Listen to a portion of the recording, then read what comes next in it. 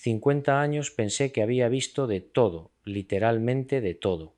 100 pascalises, 60 libros, publicados miles de entrevistas, archivos secretos, manuscritos, antiguos testimonios que te quitan el sueño. Y sin embargo, lo que descubrí en Jerusalén en octubre de 2019 me hizo replantear absolutamente todo lo que creía saber sobre el tiempo, sobre las profecías, sobre el diseño invisible que gobierna la historia. Te advierto desde ahora lo que voy a revelarte al final de este relato no es solo información, es algo que puede transformar por completo tu manera de entender la realidad. Y no lo digo a la ligera, jamás lo digo a la ligera. Soy JJ Benítez, periodista investigador de lo imposible, autor de Caballo de Troya y decenas de obras que han intentado desentrañar los misterios que la historia oficial prefiere ocultar. Llevo más de medio siglo viajando por el mundo buscando respuestas en lugares donde otros solo ven piedras y polvo. Y si hay algo que he aprendido en todo este tiempo es que las coincidencias no existen, nunca existieron. Lo que llamamos casualidad es simplemente nuestra incapacidad para ver el patrón completo, para comprender que hay hilos invisibles conectando acontecimientos separados por siglos, por milenios incluso. Permíteme contarte cómo empezó todo esto, porque nada empieza realmente donde creemos que empieza. Todo tiene raíces más profundas. Sabes orígenes ocultos que solo se revelan cuando miras hacia atrás con suficiente perspectiva. Era marzo de 1987. Recuerdo la fecha con esa actitud porque acababa de terminar la investigación para el tercer tomo de Caballo de Troya y estaba agotado, completamente agotado. Había pasado meses encerrado en mi estudio reconstruyendo los días finales de Jesús con una precisión que rayaba en la obsesión. Cada hora documentada, cada movimiento rastreado, cada palabra analizada en su contexto original arameo. Necesitaba desconectar, así que decidí viajar a Jerusalén por primera vez. No iba buscando nada en particular, te lo juro. Solo quería caminar por esos lugares que había descrito en mis libros, sentir las piedras bajo mis pies, respirar ese aire antiguo que todavía guarda el eco de acontecimientos que cambiaron el mundo. Mi esposa me preguntó qué esperaba encontrar allí. Le respondí con honestidad: no lo sé. Tal vez nada, tal vez todo. Llegué una tarde de marzo con ese viento seco que levanta el polvo del desierto y te hace entrecerrar los ojos. La luz era dorada, casi real, como si el mismo tiempo se moviera más despacio en esa ciudad. Me hospedé en un hotel modesto cerca de la ciudad vieja, una construcción de piedra amarillenta con ventanas estrechas que daban a un patio interior donde crecía un granado. El recepcionista, un hombre palestino de unos 60 años, con ojos cansados pero amables, me preguntó si era mi primera vez en Jerusalén. Cuando asentí, sonrió de una manera extraña. Primera vez, murmuró, pero no la última. Nadie viene a Jerusalén una sola vez. Esta ciudad te llama siempre. Esa primera noche apenas pude dormir, no por el jet lag, aunque había volado desde Madrid con escala en Roma. No por el ruido, porque el hotel estaba en una calle tranquila donde apenas pasaban autos. Era por una sensación extraña, una especie de, ¿cómo decirlo?, una anticipación, como si algo estuviera a punto de revelarse. Como si la ciudad misma estuviera esperándome preparada para mostrarme algo que había estado guardando durante siglos, me levanté antes de amanecer, incapaz de quedarme en la cama. Desde la ventana de mi habitación podía ver las primeras luces coloreando el cielo sobre los muros antiguos. Hay algo en el amanecer de Jerusalén que no he visto en ninguna otra parte del mundo. La luz no solo ilumina, transforma. Las piedras parecen cobrar vida como si absorbieran los primeros rayos del sol y los convirtieran en algo más que fotones y calor. Memoria, quizá esperanza, tal vez. Al día siguiente, muy temprano, salí a caminar sin rumbo fijo. Las calles estaban casi vacías. Solo algunos comerciantes abriendo sus tiendas, el olor del pan recién horneado mezclándose con el incienso que salía de una pequeña iglesia ortodoxa. Escuchaba el llamado lejano del muecín desde una mezquita cercana y simultáneamente las campanas de alguna iglesia cristiana. Todas esas voces de fe, elevándose sobre la misma ciudad, cada una reclamando la misma tierra santa, el mismo Dios nombrado de maneras diferentes, caminé hacia el este, siguiendo un impulso que no sabía explicar. Pasé por el barrio musulmán, donde las tiendas estaban comenzando a abrir con vendedores colocando sus mercancías en las aceras estrechas. Especias de colores, brillantes, telas bordadas, crucifijos y menoras vendidos lado a lado sin ironía aparente. Un anciano me ofreció té de menta desde la entrada de su tienda. Hace té aunque tenía prisa por llegar a... ¿Dónde? No lo sabía, solo sabía que algo me llamaba. El té estaba caliente y dulce, con hojas de menta fresca flotando en el vaso de cristal. El anciano no habló mucho, solo me observó con esos ojos que han visto demasiadas cosas. Cuando terminé y le agradecí, él asintió lentamente. Va al monte del templo, dijo. No era una pregunta. Negué con la cabeza, le dije que no tenía planes específicos. Él sonrió mostrando dientes manchados por años de té y tabaco. Entonces va a la puerta, dijo. Todos van a la puerta aunque no lo sepan. Dejé unas monedas en la mesa y continué caminando. Sus palabras resonaban en mi cabeza, pero no les di importancia en ese momento. Qué equivocado estaba, qué completamente equivocado. Y entonces la vi. La puerta, completamente sellada con piedras enormes, antigua, imposible, silenciosa como una advertencia escrita en roca. Me quedé allí parado mirándola desde el otro lado del valle de Cedrón, sin comprender por qué me afectaba tanto.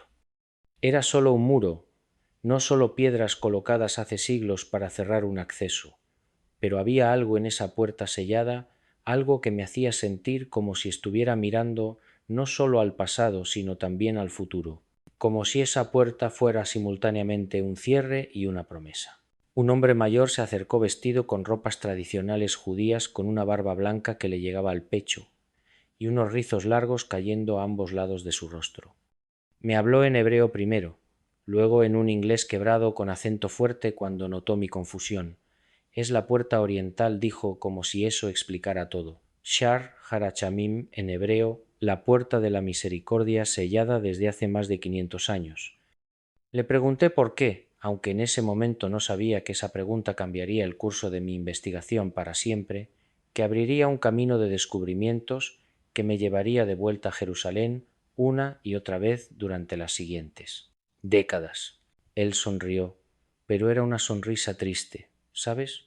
Como si supiera algo que le pesaba, algo que había cargado toda su vida y que ahora compartía con un extraño, porque quizá yo era alguien que podría entender. Sultán Suleimán la cerró en 1517.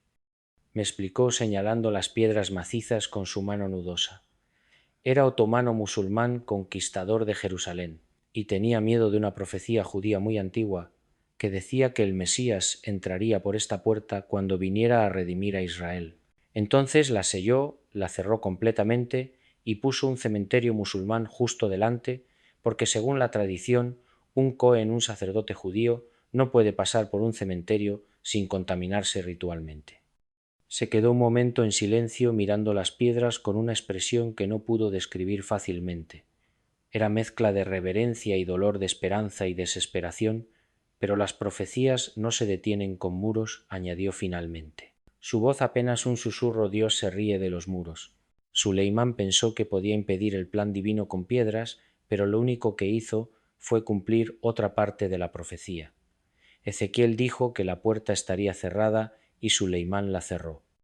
Zacarías dijo que el Mesías vendría del monte de los Olivos. Y aquí está la puerta mirando directamente al monte de los Olivos.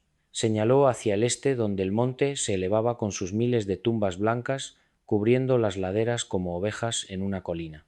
El hombre se presentó como Red Moshe, aunque no sé si era su nombre real o simplemente un título de respeto. Me contó que su familia había vivido en Jerusalén durante generaciones incontables, que sus ancestros habían visto conquistadores ir y venir desde los bizantinos hasta los cruzados, desde los mamelucos hasta los otomanos, desde los británicos, hasta la independencia moderna de Israel. Todos trataron de controlar esta ciudad, dijo. Todos pensaron que podían poseerla, pero Jerusalén no pertenece a nadie. Jerusalén está esperando, toda la ciudad está esperando el mismo acontecimiento. Le pregunté qué acontecimiento. Él me miró con esos ojos profundos, oscuros como pozos antiguos. El regreso, dijo, simplemente el cumplimiento de la promesa. Cuando las piedras caigan y la puerta se abra y el que se fue vuelva por el mismo camino que tomó al irse, y se fue dejándome allí con más preguntas que respuestas, con la imagen de esa puerta sellada grabándose en mi memoria como una fotografía que nunca se borra. Durante años esa conversación quedó archivada en mi memoria como una curiosidad histórica nada más, una anécdota interesante para contar en cenas con amigos. Ah, sí. Cuando estuve en Jerusalén conocí a un anciano judío que me habló de profecías sobre una puerta sellada, y todos asentían educadamente y cambiábamos de tema. Volví a Jerusalén varias veces investigando otros temas, otros misterios. En 1993, en 2001, en 2007. Cada vez que pasaba por esa puerta sellada sentía algo extraño, pero no le daba importancia. La veía desde el Monte de los Olivos, desde el otro lado del valle, silenciosa y cerrada esperando. ¿Casualidad? Pues sí, durante mucho tiempo pensé que era solo eso, casualidad. Coincidencia interesante, pero sin mayor significado. Qué equivocado estaba, qué completamente, absolutamente equivocado. Pero en octubre de 2019 todo cambió completamente. Estaba dando una conferencia entre la BIP sobre los manuscritos del Mar Muerto. Un tema que me apasiona porque esos rollos antiguos encontrados en las cuevas de Qumrán nos han dado una ventana directa a la mentalidad religiosa del tiempo de Jesús. Hablé durante 2 horas sobre cómo estos manuscritos confirman la autenticidad de textos bíblicos que antes algunos académicos cuestionaban, sobre cómo demuestran que las profecías mesiánicas no fueron inventadas después de los hechos, sino que existían siglos antes. Después de la conferencia, durante una cena en un restaurante con vista al Mediterráneo donde podías escuchar las olas rompiendo contra las rocas, conocí a un geólogo israelí llamado David Rothman, hombre brillante, serio profesor en la Universidad Hebrea de Jerusalén. Tenía unos 50 y tantos años, cabello gris cortado muy corto, anteojos de montura metálica, y esa manera de hablar precisa y medida que tienen los científicos acostumbrados a pesar cada palabra antes de pronunciarla. Hablamos de muchas cosas esa noche, de geología, obviamente de tectónica de placas, de cómo la tierra de Israel se sienta sobre la falla del Valle del Jordán, una continuación del gran Valle del Rift que va desde África hasta Siria. Hablamos de terremotos históricos, de cómo Jericó fue destruida múltiples veces, no solo por conquistas, sino por temblores. Hablamos de arqueología, de cómo la geología ayuda a datar sitios antiguos, de cómo los sedimentos cuentan historias que los textos a veces ocultan. Pero cuando mencioné casi de pasada mi fascinación por la puerta oriental, su rostro cambió, literalmente cambió. La expresión relajada se volvió intensa. Sus ojos se enfocaron en mí con una atención casi incómoda. Se inclinó hacia adelante sobre la mesa bajo la voz, aunque el restaurante estaba lleno de conversaciones ruidosas y nadie podría escucharnos, y me dijo algo que me dejó helado, completamente helado. Tengo información de fuentes geológicas que nunca se han hecho completamente públicas sobre el Monte de los Olivos, sobre lo que hay debajo de la superficie, sobre algo que descubrimos en 1964 y que bueno que tiene implicaciones extraordinarias, y lo conectas con ciertos textos religiosos, nos quedamos hablando hasta las 3 de la madrugada. Los meseros comenzaron a recoger las mesas a nuestro alrededor, lanzándonos miradas no muy sutiles, sugiriendo que querían cerrar. No nos importó. David pidió más café, yo pedí agua y continuamos, porque lo que me estaba contando era, pues, alucinante, absolutamente alucinante. David me contó que en 1964, cuando el gobierno israelí planeaba construir un gran hotel en la cima del Monte de los Olivos para atraer más turismo religioso, se realizó un estudio geológico exhaustivo del área. Era obligatorio, obviamente, antes de cualquier construcción importante, especialmente en una zona con tanta importancia histórica y religiosa. Necesitaban saber si el suelo era estable, si podía soportar el peso de un edificio de múltiples pisos, si había cavernas ocultas o debilidades estructurales que pudieran causar problemas. Trajeron a los mejores geólogos del país, explicó David. Sus dedos tamborileando nerviosamente sobre la mesa, usaron toda la tecnología disponible en ese tiempo, sismógrafos, estudios de resistividad eléctrica, perforaciones de prueba, y lo que encontraron fue, bueno, extraordinario, No es ni siquiera la palabra correcta. Había una línea de falla masiva, me dijo perfectamente alineada desde el oeste, que corría justo debajo del Monte de los Olivos y se extendía directamente hacia la puerta oriental. No era una falla activa en el sentido de que estuviera produciendo terremotos regularmente, pero estaba ahí, real, medible, documentada. Una fractura en la corteza terrestre dormida pero presente esperando. La falla tenía varios kilómetros de longitud, comenzaba bajo el Monte de los Olivos, corría hacia el oeste, pasando exactamente bajo el valle de Cedrón y terminaba justo donde estaba la puerta oriental sellada. ¿Sabes lo que dice Zacarías 14:4? Me preguntó David. Sus ojos brillando con una mezcla de excitación científica y algo más, algo casi espiritual, que no esperaba ver en un geólogo. Y recitó de memoria en hebreo primero con esa cadencia musical del idioma antiguo, luego en español: para mí se afirmarán sus pies en aquel día sobre el monte de los olivos, que está enfrente de Jerusalén al oriente, y el monte de los olivos se partirá por en medio, hacia el oriente y hacia el occidente, haciendo un valle muy grande, y la mitad del monte se apartará hacia el norte y la otra mitad hacia el sur. Me quedé mirándolo, sintiendo cómo se me erizaba la piel, cómo cada vello de mis brazos se levantaba como respondiendo a una corriente eléctrica invisible. Zacarías escribió eso hace más de 2500 años. Susurré mi voz apenas audible sobre el ruido del restaurante que se vaciaba, como podía saber que hay una falla geológica exactamente allí, exactamente en esa dirección. Como David encendió un cigarrillo, sus manos temblaban ligeramente. En Israel todavía se podía fumar en restaurantes en ese tiempo, aunque el mesero nos lanzó una mirada de desaprobación. No lo sé, dijo exhalando humo lentamente. Honestamente, no lo sé. He sido geólogo durante 30 años, he estudiado fallas en todo el Medio Oriente, he publicado papers en las mejores revistas científicas y no tengo explicación racional para esto, pero lo que sí sé, lo que puedo decirte con certeza absoluta. Porque he visto los datos originales, porque he hablado con los geólogos que hicieron el estudio en 1964, es que la alineación es perfecta, perfecta. La falla corre de este a oeste justo como dice la profecía, y termina exactamente donde está la puerta oriental. Hizo una pausa, aplastó su cigarrillo en el cenicero. Si hubiera un terremoto significativo en esa falla, continuó, y hablamos de un terremoto de magnitud considerable 7 u 8 en la escala de Richter, el monte literalmente se partiría en dos. La mitad se movería hacia un lado, la mitad hacia el otro, creando un valle en el medio, y la energía liberada viajaría directamente hacia ese muro sellado. Las piedras que Suleimán colocó hace 500 años caerían como fichas de dominó. Me mostró su teléfono móvil donde había guardado algunas imágenes de mapas geológicos, fotografías de documentos antiguos, gráficos con líneas y mediciones. Esto nunca se publicó, ampliamente explicó. No porque fuera secreto exactamente, sino porque nadie sabía qué hacer con la información. Los científicos lo archivaron como un dato geológico interesante. Los religiosos que supieron de ello lo vieron como confirmación de sus creencias, pero nunca hubo un diálogo real entre estos dos mundos. Hasta ahora, tal vez esa noche, no pude dormir.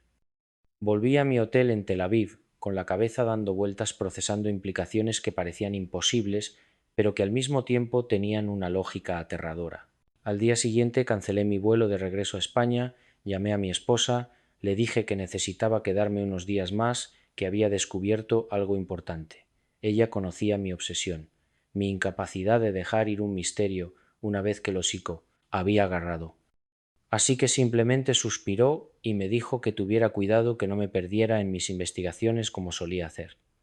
Tomé un taxi directo a Jerusalén. El viaje duraba solo 1 hora, pero sentí como si estuviera viajando no solo a través del espacio, sino del tiempo. Bajábamos de la moderna Tel Aviv costera hacia las colinas antiguas de Judea, pasando de la Israel secular a la Israel religiosa, de lo nuevo a lo eterno. Necesitaba ver el Monte de los Olivos de nuevo, pero ahora con otros ojos. Necesitaba sentir esa tierra bajo mis pies, sabiendo lo que había debajo, sabiendo que escondía en sus entrañas una fractura que podía en el momento adecuado cumplir una profecía de 25 siglos. Llegué al Monte de los Olivos al amanecer. El taxi me dejó en la cima, cerca de la iglesia ortodoxa, con su campanario dorado que capturaba los primeros rayos del sol. La ciudad estaba envuelta en una neblina dorada, y desde allí arriba podías ver toda Jerusalén extendida como un mapa antiguo. Las cúpulas de las iglesias, la cúpula de la roca, brillando dorada contra el cielo, los minaretes, las torres, todo mezclado en un paisaje que ha permanecido esencialmente igual durante siglos. A mi izquierda, hacia el este, el desierto de Judea se perdía en la distancia ondulante y amarillo bajo la luz temprana. A mi derecha, hacia el oeste, la puerta oriental sellada, silenciosa, esperando, y bajo mis pies invisible pero real, esa línea de falla que conectaba ambos puntos como una flecha dibujada por la geología misma. Me senté en una roca y saqué mi libreta. Siempre llevo una libreta, un hábito de mis días como periodista joven, cuando grabadoras no eran confiables y los teléfonos inteligentes no existían. Necesitaba ordenar todo esto, conectar los puntos, ver el patrón completo, porque cuando investigas durante tantos años como yo, aprendes que la verdad nunca viene en un solo paquete. Viene en fragmentos, en pistas dispersas, que tienes que reunir pacientemente hasta que el cuadro completo emerge como esos mosaicos bizantinos donde cada pequeña piedra de color contribuye a una imagen mayor que solo puedes ver cuando te alejas lo suficiente. Zacarías no fue el único que habló de esto. También Ezequiel, en el capítulo 43, describe una visión apocalíptica en la que ve al Señor entrando a Jerusalén por la puerta oriental. Y luego dice algo inquietante, algo que nunca había entendido completamente hasta ese momento. Esta puerta estará cerrada. No se abrirá ni entrará por ella hombre, porque Jehová Dios de Israel entró por ella. Estará, por tanto, cerrada. Profecía escrita 6 siglos antes de Cristo, cuando Ezequiel estaba en el exilio de Babilonia, viendo visiones que no podía comprender completamente, pero que registró fielmente para generaciones futuras. 500 años después de Cristo, 1. 100 años después de que Ezequiel escribiera esas palabras, en 1517, Sultán Suleimán la cierra físicamente, cumpliendo la profecía sin saberlo, probablemente sin haber leído nunca a Ezequiel, intentando evitar otra profecía que no. Podía evitar que era inevitable desde antes de que naciera. Desde antes de que su imperio existiera, ves la ironía, ves el diseño intrincado perfectamente orquestado. Un sultán musulmán tratando de impedir una profecía judía sobre un Mesías que los cristianos identifican como Jesús, termina cumpliéndola. El muro que construyó para detener al Mesías se convierte en la evidencia misma de que las profecías se cumplen a pesar de la resistencia humana a través de ella, incluso como si la historia misma fuera un río que encuentra su camino hacia el mar sin importar qué obstáculos pongas en su curso. Pero había algo más, siempre hay algo más cuando profundizas, cuando no te conformas con las respuestas fáciles. En los Hechos de los Apóstoles capítulo 1 se describe la ascensión de Jesús desde el Monte de los Olivos. Los discípulos lo vieron elevarse hacia el cielo, y mientras miraban hacia arriba con asombro y confusión, 2 ángeles aparecieron a los discípulos y les dijeron: «Varones Galileos, ¿por qué estáis mirando al cielo este mismo Jesús que ha sido? Tomado de vosotros al cielo, así vendrá como le habéis visto». Ir al cielo. ¿Dónde había sido tomado al cielo? En el Monte de los Olivos. ¿A dónde regresaría al Monte de los Olivos? No a otro lugar, no de otra manera, sino exactamente como se fue. El mismo lugar, la misma dirección, el mismo camino en reversa. Todo estaba conectado, completamente conectado. El lugar de partida sería el lugar de regreso. La puerta por donde Jesús entró montado en un burro durante la entrada triunfal sería la puerta por donde volvería. Y la Tierra misma, con su falla geológica perfectamente alineada, descubierta por científicos modernos, usando tecnología que Zacarías nunca pudo imaginar, estaba preparada para el acontecimiento como si la creación entera estuviera participando en el cumplimiento de una promesa antigua, como si las rocas mismas fueran parte del plan. Pasé 3 días en Jerusalén hablando con rabinos, con geólogos, con historiadores, con arqueólogos. En la conversación añadía una pieza más al rompecabezas. Un rabino anciano en la ciudad vieja, un hombre pequeño, con ojos penetrantes y barba blanca hasta la cintura, me contó que la tradición judía siempre ha mantenido: que cuando venga el Mesías caminará desde el monte de los Olivos, cruzará el valle de Cedrón y entrará a Jerusalén por la puerta oriental. Es conocimiento transmitido de generación en generación. Se explicó en su estudio lleno de libros antiguos con encuadernaciones de cuero gastado. No es secreto, cualquier judío religioso te dirá lo mismo. Por eso Suleiman tuvo tanto miedo. Le pregunté si creía que la profecía se cumpliría literalmente. Él se quedó mirándome por un largo momento, sus dedos acariciando pensativamente la cubierta de un libro antiguo. «¿Usted es creyente, señor Benítez?», me preguntó. Le dije que era complicado, que había visto demasiadas cosas extrañas en mi vida para ser completamente escéptico, pero también demasiadas contradicciones para ser completamente creyente. Él sonrió. «Buena respuesta», dijo. «Honesta. Entonces le diré esto. No importa si usted cree o no, la profecía se cumplirá porque ya fue establecida. El tiempo no es lineal como ustedes los occidentales modernos piensan. El tiempo es circular, plegado, conectado. Lo que será ya fue decidido. Solo estamos esperando que el momento correcto llegue. Un geólogo de la Universidad Hebrea, colega de David Rothman, me mostró mapas geológicos detallados del área. Extendió enormes hojas de papel sobre una mesa en su oficina, señalando líneas de color y símbolos que para mí eran jeroglíficos, pero que él leía como si fueran su lengua materna. La línea de falla era clarísima incluso para mis ojos no entrenados. Una línea roja discontinua que atravesaba el mapa de este a oeste. No es una falla activa en el sentido técnico, explicó ajustando sus anteojos. No ha producido terremotos significativos en tiempos históricos registrados, pero está ahí, y las fallas dormidas pueden despertar. Todo lo que se necesita es el catalizador correcto, la cantidad correcta de estrés tectónico acumulado. Le pregunté qué tipo de catalizador. Se encogió de hombros, sus manos moviéndose sobre el mapa como si pudiera sentir la Tierra a través del papel, un evento sísmico mayor en la región. La falla del Mar Muerto es muy activa. Un terremoto grande ahí podría desencadenar actividad en fallas secundarias o algo que no entendemos todavía. La Tierra tiene sus propios ritmos, sus propios tiempos. Los humanos hemos estado estudiando geología seriamente durante apenas 200 años. La Tierra ha estado aquí durante 4.500 millones de años. Somos muy arrogantes y pensamos que lo entendemos todo. Y aquí está lo extraordinario, lo que me mantiene despierto por las noches incluso ahora, años después de aquella investigación. Los geólogos encontraron esa falla en 1964 segundo I, usando tecnología moderna, sismógrafos sensibles, estudios de resistividad, pero Zacarías escribió sobre la división del monte hace más de 2500 años. ¿Cómo? ¿Cómo podía saber con tal precisión no sólo que el monte se dividiría, sino la dirección exacta de esa división, de este a oeste, no de norte a sur, no en diagonal, no en alguna dirección aleatoria, de este a oeste exactamente, precisamente como indica la falla geológica descubierta 25 siglos después? Las explicaciones convencionales se desmoronan aquí.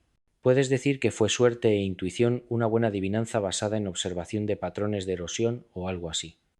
Pero cuando combinas eso con todo lo demás, con las otras profecías que convergen en el mismo punto, con el sellado de la puerta, cumpliendo a Ezequiel, con el cementerio musulmán colocado estratégicamente delante, con la alineación perfecta, entre el monte y la puerta con los ángeles, diciendo que Jesús regresaría de la misma manera que se fue con la tradición judía milenaria sobre el camino del Mesías.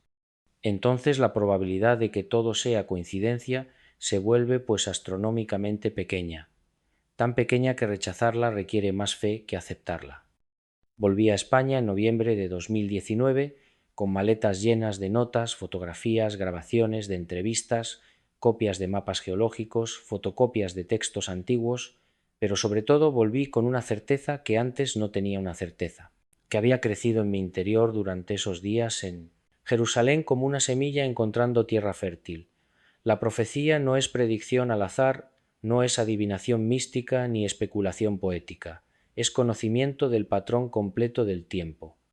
Como si alguien desde fuera del tiempo pudiera ver todo el desarrollo de la historia simultáneamente, pasado, presente y futuro, como un único momento eterno, y dejara señales para que nosotros, atrapados en el flujo lineal de los acontecimientos, pudiéramos reconocer los momentos clave cuando llegaran.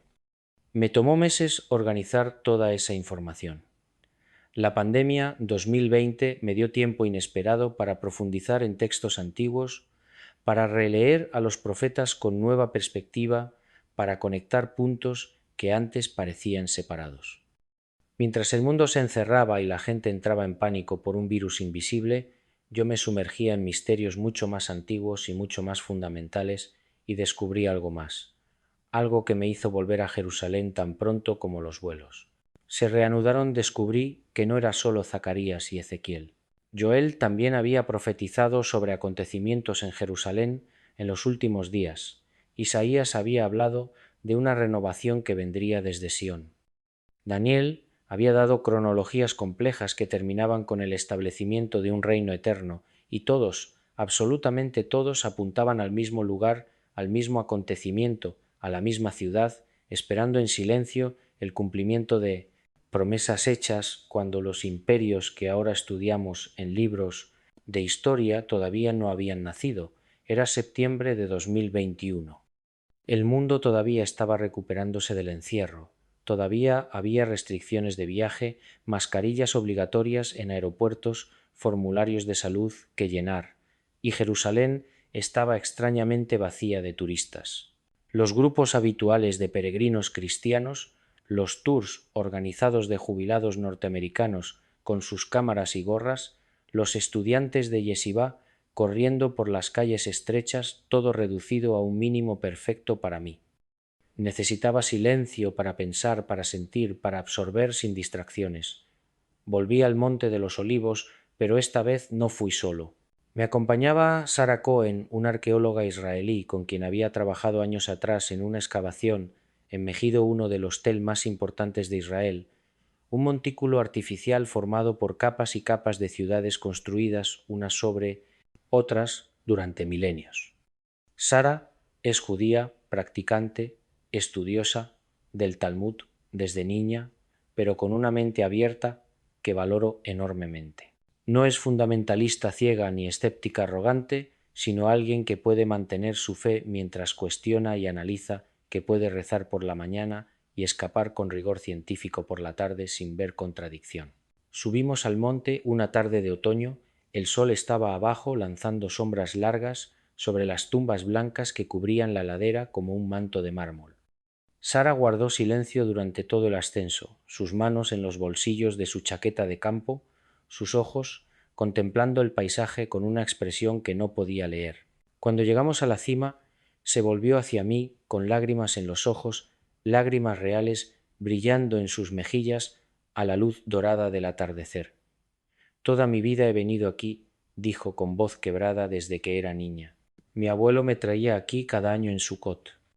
Me contaba historias de los profetas de los reyes, de las promesas hechas a nuestro pueblo, y nunca jamás sentí lo que siento hoy. Le pregunté qué sentía mi propia voz temblorosa porque su emoción era contagiosa. Se quedó mirando hacia la ciudad, hacia esa puerta sellada que brillaba con el último sol del día, dorada y antigua y absolutamente inmutable. Expectación, susurró. Como si algo estuviera a punto de suceder, como si el tiempo mismo estuviera contando los últimos segundos antes de un reloj que solo Dios puede escuchar. ¿Tiene sentido eso? ¿O estoy loca? Le dije que tenía todo el sentido del mundo que yo sentía, lo mismo que quizá todos los que venían a este lugar con corazones abiertos sentían lo mismo sin atreverse a admitirlo. Nos sentamos allí en silencio mientras la noche caía sobre Jerusalén. Las luces de la ciudad comenzaron a encenderse una por una como estrellas terrestres, respondiendo a las estrellas del cielo que comenzaban a aparecer en el firmamento oscureciente. El llamado a la oración sonó desde múltiples mezquitas, sus voces superponiéndose en una melodía compleja. Campanas de iglesia respondieron. Era como si la ciudad misma estuviera orando cada tradición en su propio idioma, pero todas elevándose hacia el mismo cielo. Sara me contó algo que nunca había compartido con nadie fuera de su familia, un secreto guardado durante más de 2 décadas. Su abuelo, un rabino jasídico que murió en 1998, le había dicho en su lecho de muerte que él no vería el regreso del Mesías, pero que ella sí. Me tomó de la mano, recordó Sara sus dedos, tocando inconscientemente la estrella de David que llevaba en una cadena alrededor de su cuello, y me dijo con una claridad que no había mostrado en semanas: Sara, tú verás la puerta abrirse, tú verás el monte dividirse, tú verás el cielo tocando la tierra. No sé cuándo exactamente, pero será en tu tiempo, no en el mío. En ese momento pensé que eran las palabras de un hombre moribundo, alucinaciones, tal vez delirios causados por medicamentos fuertes, pero ahora su voz se quebró. No terminó la frase, no hacía falta. El silencio entre nosotros estaba lleno de comprensión. Esa noche de regreso al hotel, Sara me envió un mensaje a mi teléfono: Ezequiel 37, léelo esta noche.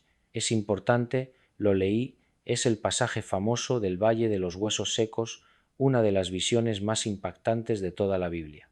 Ezequiel es llevado en visión a un valle lleno de huesos humanos secos, blanqueados por el sol, completamente muertos.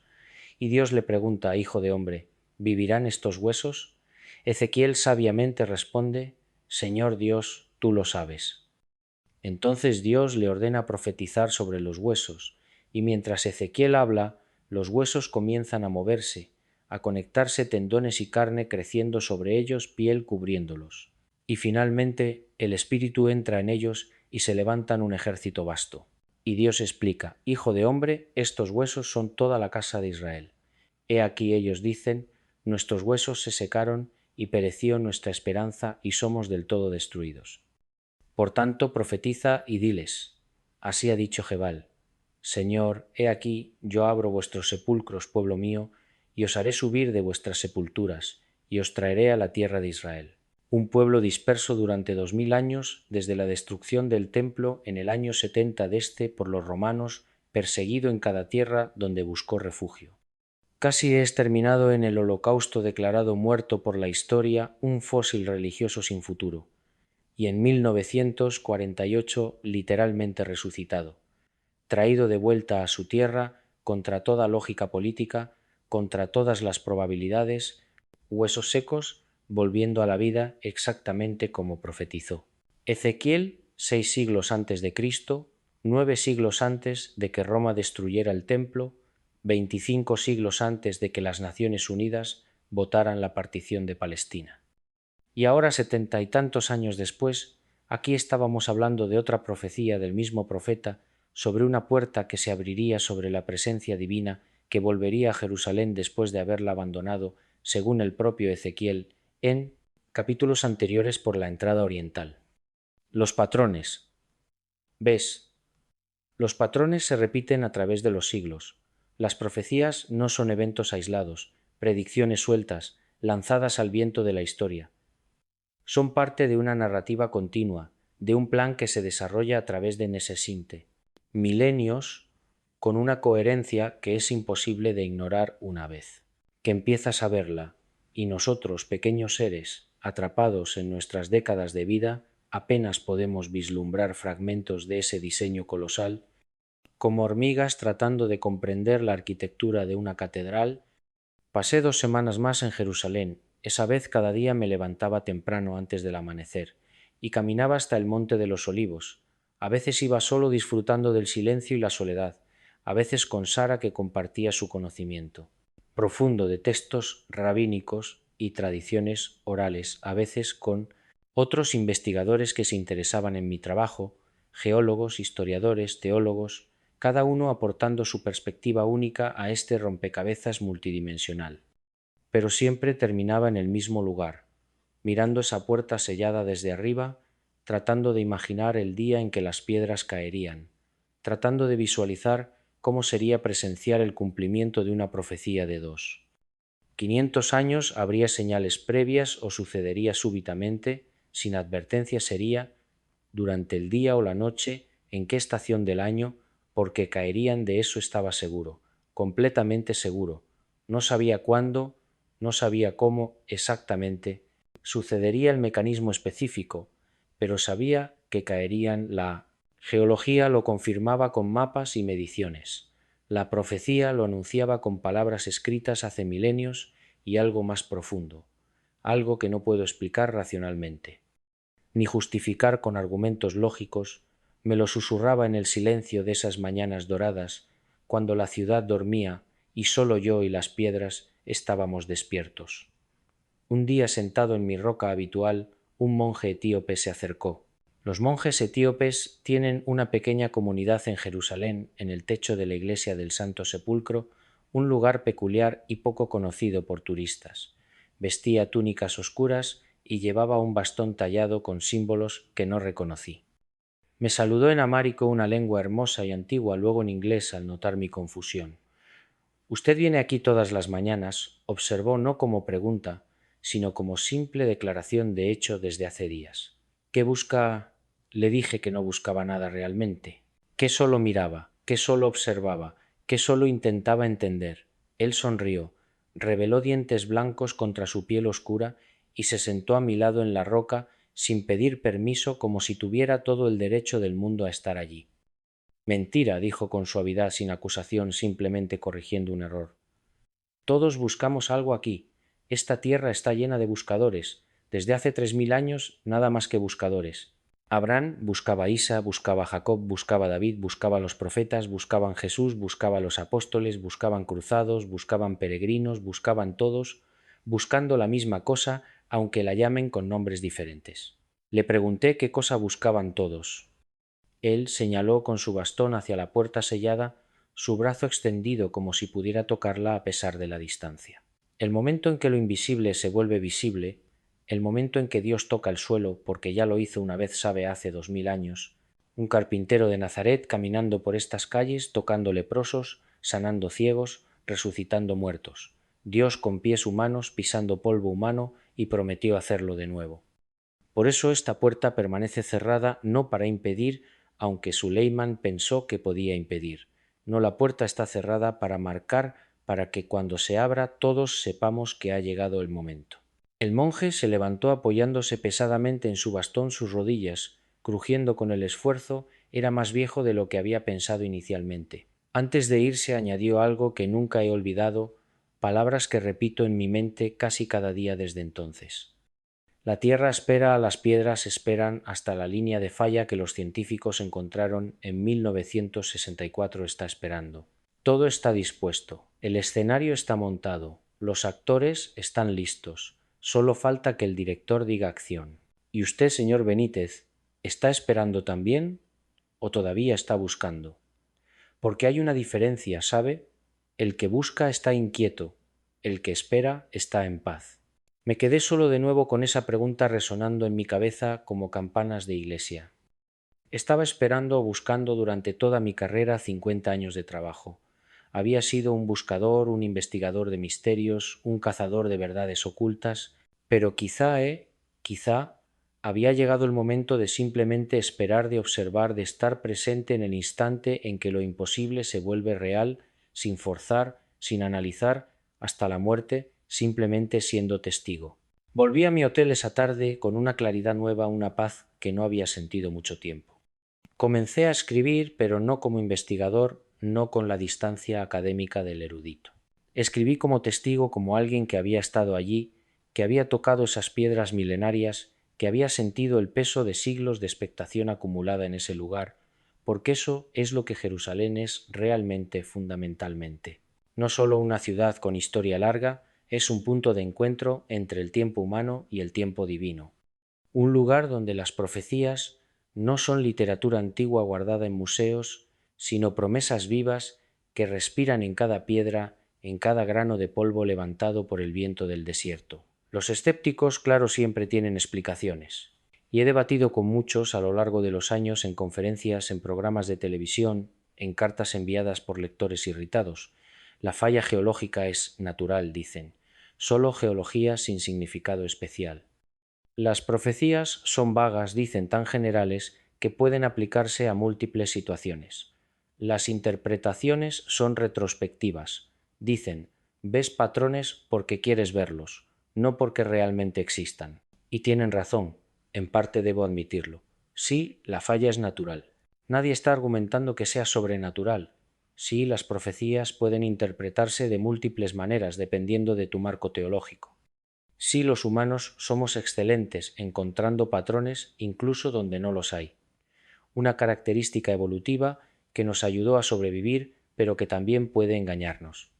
Pero cuando pones todo junto, cuando no miras un elemento aislado sino la totalidad del patrón, cuando ves cómo cada pieza encaja perfectamente con las demás, como un rompecabezas de 1000 piezas finalmente completado, cuando observas que eventos separados por milenios forman un patrón coherente que ningún humano o grupo de humanos podría haber orquestado. Entonces empiezas a sospechar que tal vez, solo tal vez, estamos ante algo más grande que la suma de sus partes. Algo que trasciende explicaciones materialistas simples. Déjeme darte otro ejemplo que descubrí durante mi investigación. En el libro de Joel capítulo 3 hay una profecía sobre el juicio de las naciones en el valle de Josafat. Joel dice que Dios reunirá todas las naciones y las juzgará allí por lo que hicieron a Israel. El valle de Josafat tradicionalmente se identifica con el valle de Cedrón, que está justo entre el monte de los Olivos y la Puerta Oriental, el mismo valle que la falla geológica atraviesa, el mismo valle que tendría que abrirse si el monte se divide. Entonces tenemos a Zacarías diciendo que el monte se dividirá de este a oeste creando un valle. Joel diciendo que habrá juicio en un valle específico. Ezequiel diciendo que la puerta permanecerá cerrada hasta que entre el Señor. Los Hechos diciendo que Jesús volverá al monte de los Olivos de la misma manera que se fue. Y la geología moderna confirmando que hay una falla exactamente alineada para que todo eso pueda suceder naturalmente si hubiera un terremoto. Casualidad, puedes llamarlo así si quieres. Yo he dejado de creer en casualidades de tal magnitud. Mi última visita a Jerusalén fue en marzo de 2023. Solo pasé 3 días, una visita corta comparada con las estancias de semanas que solía hacer, pero fueron suficientes. Volví al Monte de los Olivos, por supuesto, siempre vuelvo. Es como un imán que me atrae sin que pueda resistirme, una necesidad casi física de estar allí, de sentir esas piedras bajo mis pies, de respirar ese aire cargado de historia y profecía. Me senté en mi roca, la misma donde me había sentado tantas veces antes. La había marcado en mi memoria por su forma y ubicación, una especie de lugar sagrado personal, pero esta vez fue diferente.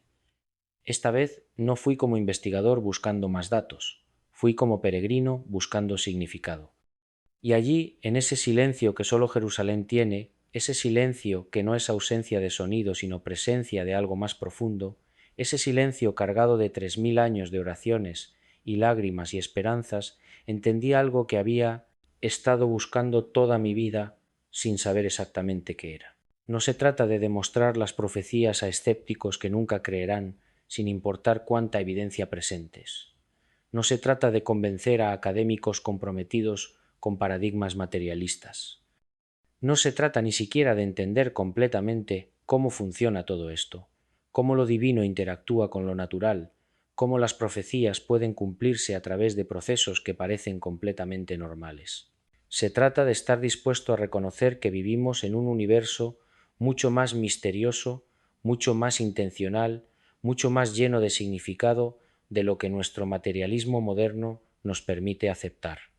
Se trata de abrir los ojos no solo a lo que podemos medir y pesar en laboratorios, sino a lo que podemos intuir y sentir en esos momentos raros de claridad cuando el velo entre lo visible y lo invisible se vuelve delgado y alcanzamos a ver, aunque sea por un instante, el diseño más grande del que somos parte. La puerta está cerrada así.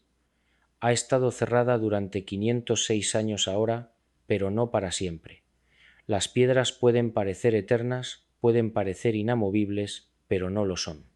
Son solo materia, y la materia está sujeta a fuerzas mayores.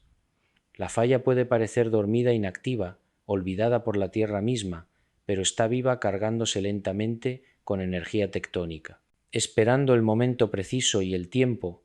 Ese río que creemos que fluye inexorablemente del pasado hacia el futuro, tal vez es más circular de lo que pensamos, más complejo, más dimensional.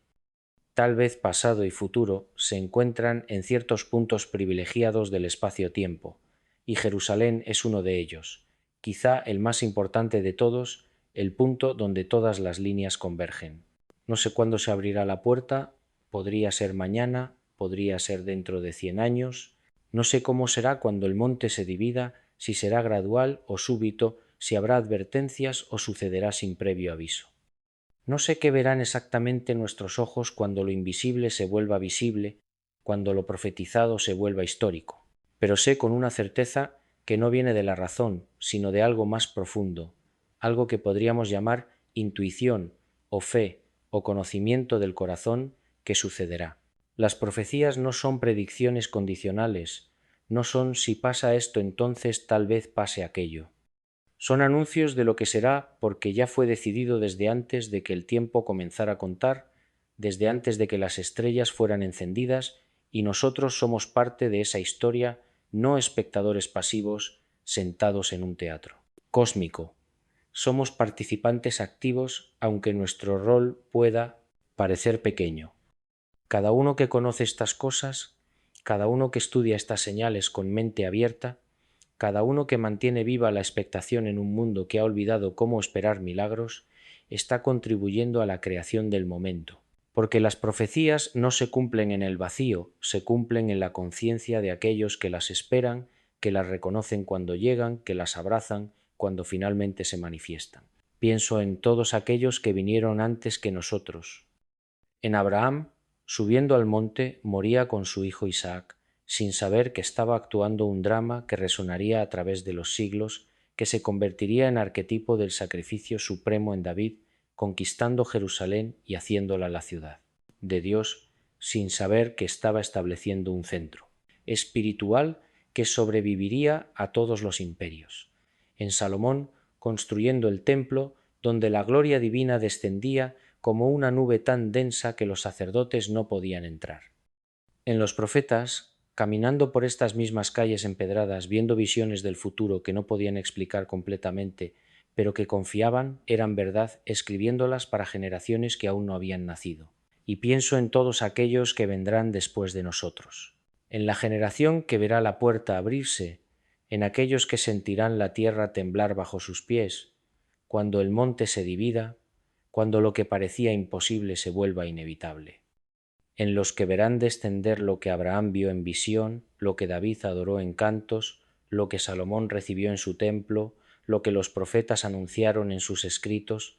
Ardientes somos un puente, ¿sabes?, entre lo que fue y lo que será, entre la promesa antigua y el cumplimiento futuro.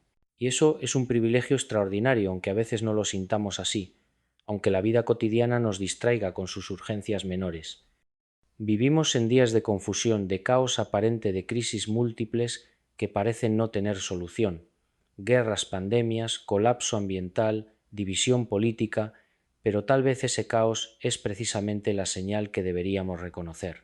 Las contracciones antes del nacimiento, la oscuridad más profunda, antes del amanecer el desorden que precede a un nuevo orden.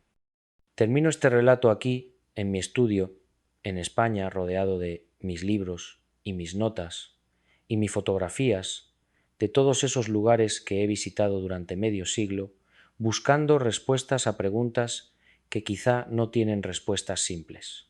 La luz del atardecer entra por la ventana dorada como aquella luz de Jerusalén que nunca olvidaré, que llevo grabada en mi memoria como una marca permanente. Y me doy cuenta de que todo mi trabajo, toda mi investigación, todos mis libros, desde el primero hasta el más reciente, han sido realmente una sola búsqueda. Entender cómo lo divino toca lo humano, cómo lo eterno penetra en el tiempo, cómo las promesas hechas hace milenios siguen vivas y respirando en el presente, esperando su momento. La respuesta está en Jerusalén, siempre ha estado en Jerusalén, en esa puerta sellada que no permanecerá cerrada para siempre. En ese monte que guarda en sus entrañas geológicas el mecanismo de su propia división como un código escrito en roca, en esa ciudad que es el punto de encuentro entre el cielo y la tierra, entre lo que es y lo que será, entre el tiempo humano y la eternidad divina. Te dije al principio que lo que te revelaría al final podría transformar tu manera de entender la realidad, y aquí está simple pero revolucionario. No vivimos en un universo aleatorio gobernado por el caos y la coincidencia ciega. Vivimos en un cosmos intencional donde cada detalle tiene significado, donde las profecías escritas hace 25 siglos pueden confirmarse con estudios geológicos modernos donde la historia se mueve hacia un destino que fue establecido antes de que existiera la historia misma. La puerta se abrirá, el monte se dividirá, y cuando eso suceda sabremos de manera definitiva que nunca estuvimos solos, que nunca fuimos olvidados, que todo el sufrimiento y la espera y las lágrimas de generaciones innumerables tenían un propósito. Porque al final, siempre al final, la promesa se cumple. Dios no olvida. El tiempo puede parecer largo desde nuestra perspectiva humana limitada, pero para aquel que estableció las promesas 1000 años son como un día. ¿Cuándo? Exactamente. No lo sé. Nadie lo sabe. Jesús mismo dijo que ni los ángeles del cielo conocían el día ni la hora. Pero cada día que pasa, cada año que transcurre, cada señal que se cumple nos acerca un poco más. Y yo me siento privilegiado de haber podido investigar estas cosas, de haber caminado por esas piedras antiguas, de haber hablado con aquellos que guardan la memoria y la esperanza, de haber visto con mis propios ojos esa puerta sellada, esperando su momento. No lo entendí del todo al principio cuando vi la puerta por primera vez en 1987. Tal vez no lo entiendo del todo ahora después de décadas de investigación, pero algo cambió en mí desde aquella tarde de marzo cuando un anciano judío me habló de profecías que creían muertas y descubrí que estaban más vivas que nunca. Desde entonces, cada vez que miro al horizonte, cada vez que siento el viento, cada vez que el silencio se vuelve profundo en la noche, siento que alguien está respondiendo. En el lenguaje de las piedras, en el movimiento de la tierra, en el cumplimiento lento pero inexorable de promesas que son más antiguas que las montañas y más duraderas que el mar. Y esa respuesta es simple pero absoluta. Espera, observa, mantén los ojos abiertos y el corazón preparado. Porque lo que fue prometido será cumplido exactamente como fue profetizado, exactamente como está escrito en las piedras de Jerusalén y en las páginas de los profetas, y en la estructura misma de la tierra que pisamos, la puerta se abrirá el 40, monte se dividirá, el valle se formará, y el mundo sabrá que la historia tiene un autor, que el tiempo tiene un propósito, que nada de lo que vemos es accidente ni caos. Todo está preparado, solo falta el momento. Y ese momento llegará como ladrón en la noche, inesperado, pero inevitable, sorprendente, pero profetizado. Yo quizá no lo vea tú, quizá sí alguien lo verá. Y cuando suceda, recordarán estas palabras, recordarán la advertencia, recordarán que siempre hubo señales para aquellos dispuestos a verlas. Jerusalén espera la tierra, espera la puerta, espera, y nosotros, pequeños testigos de un drama cósmico, esperamos también.